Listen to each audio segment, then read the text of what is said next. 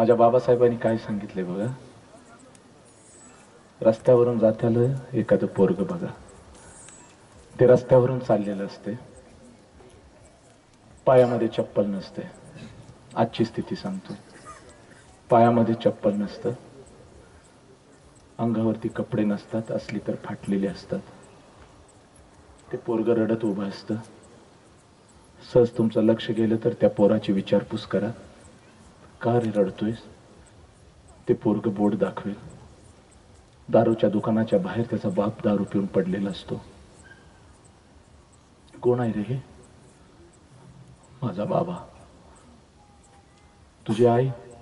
आई नाही मला. मग आई नाही मला. बाप? बाप आता उठला की मग त्याच्या बरोबर जाणार. तू काय खाल्लंस का? नाही खाल्लं. नाही खाल्लं. पर्स मधले 10 रुपये काढा, एखादा वडा अशा पोराच्या मुखामध्ये चारा. जगातलं सर्वश्रेष्ठ सौंदर्य तुमच्या चेहऱ्यावरती आल्याशिवाय राहणार नाही, लक्षात घ्या. जगातलं सर्वश्रेष्ठ सौंदर्य. आज सुद्धा छत्रपती शिवाजी राजांच्या पासून माझ्या डॉक्टर बाबासाहेब आंबेडकरांच्या या मातीमध्ये ज्यांनी विचारांचं आणि रक्तांचं बलिदान घातलं, त्या मातीमध्ये आज सुद्धा माझं पोरग भीक मागतंय. आज सुद्धा माझं पोरग आई विना तडपतंय. कसली चळवळ आम्ही पुढे घेऊन चाललेलो आहोत. आणि म्हणून मगाशी घरी बसल्यानंतर मी सांगितलं, अगोदर मला ढवळून काढू दे सगळं. हो, खोटं सांगत नाही मी तुम्हाला. मला बाबासाहेबांच्या विचारांचा पक्काच भीम मावळा आहे मी. पक्का आहे.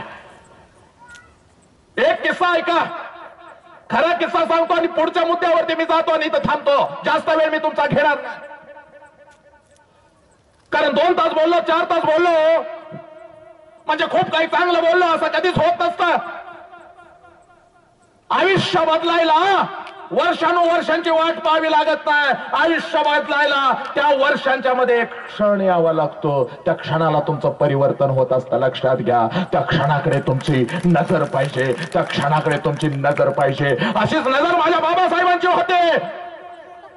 5वी 6वी 7वीच्या वर्गामध्ये बाबासाहेबांना ज्या वेळेला गणित सोडवायला सांगितलं, त्यावेळेला बाबासाहेब उठले. भूमितीचं गणित सोडवायचं होतं, भूमितीचा एखादा प्रमेय सोडवायचा होता. बाबासाहेब ज्या वेळेला इन्फेन्शन शाळेमध्ये होते, पळत फळ्याकडे चालले. त्यावेळेला स्पृश्य मुलांनी दंगा केला, स्पृश्य मुलांनी दंगा केला. कारण बाबासाहेब जर फळ्यापर्यंत पोहोचले असते तर फळ्याच्या पाठीमागे ठेवलेले अन्नाचे डबे दूषित झाले असते, म्हणून त्या पोरांनी दंगा केला. पण त्या गणिताच्या गुरुजींनी त्यांना गप्पा बसवलं, बाबासाहेबांना फळापर्यंत पोहोचवलं. आणि फक्त त्या वर्गातल्या एका बाबासाहेबानं तेवढं गणित सोडवून दाखवलं. आणि ते गणित सोडवत असताना लक्षात घ्या, बाबासाहेबांचं विचारांचं परिवर्तन झालं. फक्त गणित सोडवलं नाही तर असा असंख्य लोकांच्या आयुष्यातली सगळी गणित बाबासाहेबांनी सोडवून टाकली. सगळी गणित बाबासाहेबांनी सोडवून टाकली आणि आमच्यामध्ये प्रचंड शक्ती भरली. तो एक क्षण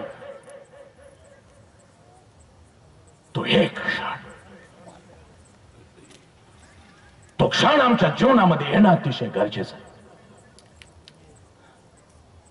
आणि म्हणून मी जास्त वेळ तुमचा घेणार नाही. हे सांगू का ते सांगू का म्हणून रोज मुद्दे काढत बसतो गाडीमध्ये बसल्यानंतर, आणि त्यातलं एक पण बोलत नाही. हो बघा, बाबासाहेबांच्या बद्दल मी 4 ओळी बघा, यातलं काय तुम्ही घेऊ शकता बघा.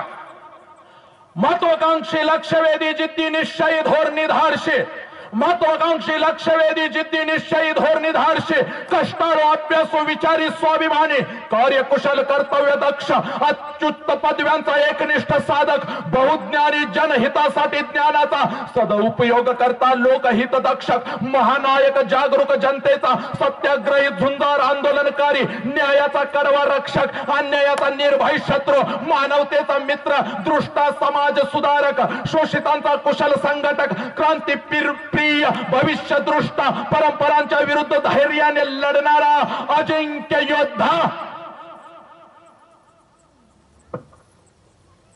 हो काय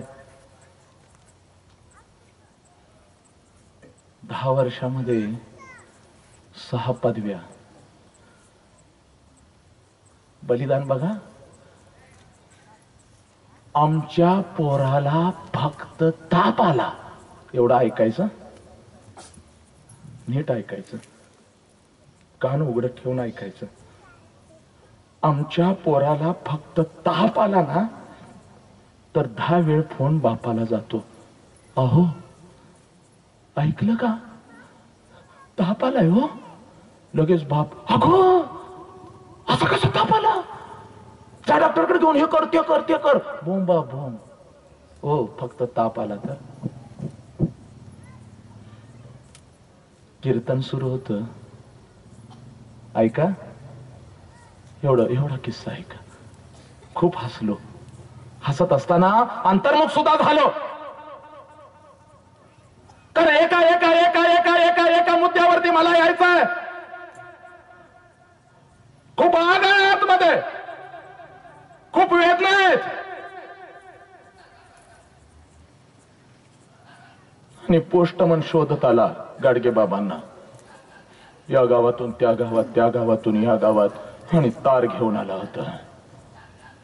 रत्नागिरीमध्ये रत्नागिरीमध्ये माझे गाडगे बाबा सापडले. पळत पळत गाडगे बाबांच्या जवळ गेला. बाबा गा बाबा, तार आले, तार बाबा, तार. बाबा म्हणाले, मला कुठं वाचता येतं, वाचून दाखव. कानामध्ये वाचून दाखवले. हो कानामध्ये वाचून दाखवले. आणि बाबाने टाळ कुटला आणि पहिलं वाक्य मुखातून बाहेर गेलं, असे गेले कोट्यान कोटी, रडू कायमी एकासाठी. असे गेले कोट्यान कोटी, रडू कायमी एकासाठी. देवकी नंदन गोपाला गोपाला गोपाला. तब्बल 3.5 तास प्रबोधनाचं कीर्तन संपल्यानंतर बाबांना विचारलं, बाबा पहिलं वाक्य असं का आलं? तर बाबांनी सांगितलं, जावं लागेल, कारण बाबांचा एकुलता एक चिरंजीव देवघरी निघून गेला होता, देवघरी निघून गेला होता. ते ओझ मनावरती ठेवून तो योद्धा लढला आणि म्हणाला, जन्माला घालायचं काम त्याचं होतं, घेऊन जायचं काम त्यांनी केलं. मला जन्माला घातलेलं आहे ते काम मला केलं पाहिजे. आणि ज्या वेळेला काम संपलं त्यावेळेला नात्यासाठी रडला, पण आम्ही अगोदर नात्यासाठी रडतो आणि जमलं तर काम करतो. कसं होणार? बाबासाहेबांचा पुतळा आहे, छत्रपती शिवाजीराजांचा पुतळा उभा आहे, क्रांतिसिंह नानाचा पुतळा उभा आहे. पण अशा पुतळ्यांच्याकडे बघत, अशा पुतळ्यांच्याकडे बघत जाणार नाही. लाईट लक्षात ठेवा. आणि जरी लाईट गेली ना तरी सुद्धा 10,000 लोक ऐकतील, असा या भीमसैनिकाचा आवाज आहे, असा या भीमसैनिकाचा आवाज आहे. माझ्या आई साहेब आलेले आहेत.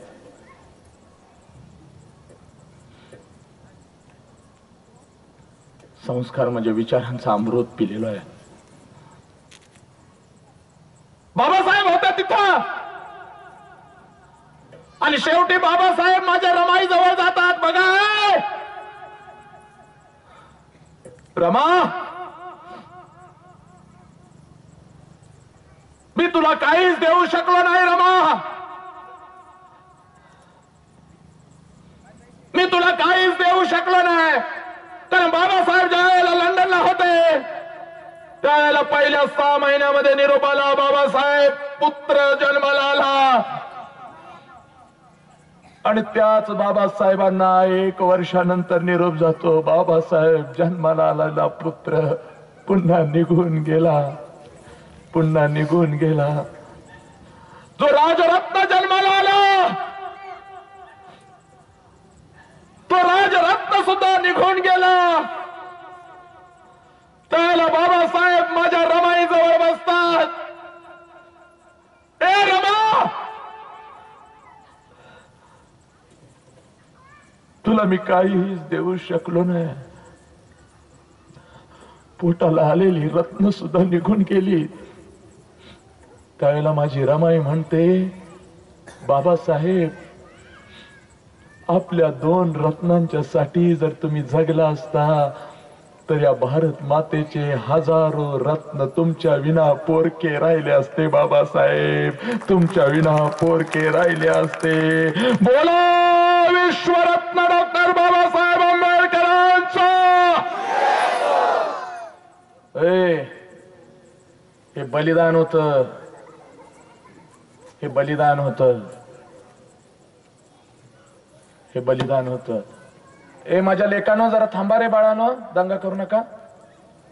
एक जण कोणीतरी जरा एक व्यक्ती जरा त्यांना सांभाळा. थोडस 10 मिनिटांमध्ये व्याख्यान संपवतोय. 10 मिनिटांमध्ये व्याख्यान संपवतोय.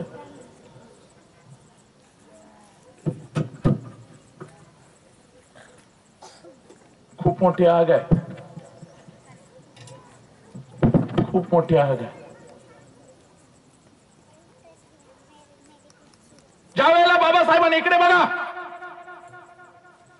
इथं कोणत्या जातीला विरोध नाही, इथं कोणत्या धर्माला विरोध नाही, कारण छत्रपती शिवाजी राजांनी सांगितलं होतं हे बहुजनांचं स्वराज्य आहे, हे बहुजनांचं स्वराज्य आहे आणि या स्वराज्यामध्ये राहणारा तो प्रत्येक जण आमचा आहे. बघा वाक्य पुन्हा ऐका, हे बहुजनांचं स्वराज्य आहे आणि या स्वराज्यामध्ये राहणारा प्रत्येक जण आमचा आहे. पुढे ऐका, आणि या स्वराज्याकडे तिरक्या नजरेने बघणारा मग तो कोणी असो, तो प्रत्येक जण आमचा शत्रू आहे, प्रत्येक जण आमचा शत्रू आहे. परत खाली येतो. बाबासाहेबांचा कोणत्या जातीला धर्माला विरोध नव्हता, तर त्या अनिष्ट विचारांना विरोध होता. कारण ही लिस्ट सुद्धा आम्हाला विसरून चालणार नाही. शालेय शिक्षण पूर्ण झाल्यानंतर ज्या चर्नी रोडच्या बागेमध्ये माझे बाबासाहेब पुस्तकं वाचत बसत होते, त्या बाबासाहेबांच्याकडे लक्ष गेलं, त्या बाबासाहेबांच्याकडे लक्ष गेलं कृष्णाजी अर्जुन केळुस्कर, आणि त्याच स्पृश्य व्यक्तीने बाबासाहेबांना सयाजीराव गायकवाड यांच्याकडे घेऊन गेले आणि म्हणून बाबासाहेब BA ची पदवी पूर्ण करू शकले. लक्षात घ्या, हेही आम्हाला विसरून चालणार नाही. इथं विरोध हा विचारांना होता,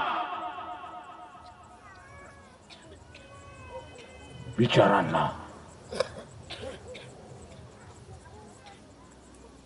शेवटचा मुद्दा सांगतो आणि मी इथं थांबतो. पण मायबाप, मी तुम्हाला एक सांगतो, मातानो मी तुम्हाला एक सांगतो, या गावामध्ये मी परत कधी येईन मला माहिती नाही, पण पुढच्या वेळेला दुसरा वक्ता येण्याच्या अगोदर इथं भरलं पाहिजे. निदान त्या वक्त्यासाठी येऊ नका, निदान तुमच्यासाठी येऊ नका, वर्षातून 1 दिवस तरी बाबासाहेबांच्यासाठी वेळेच्या अगोदर यायला शिका. बस एवढं तरी करा.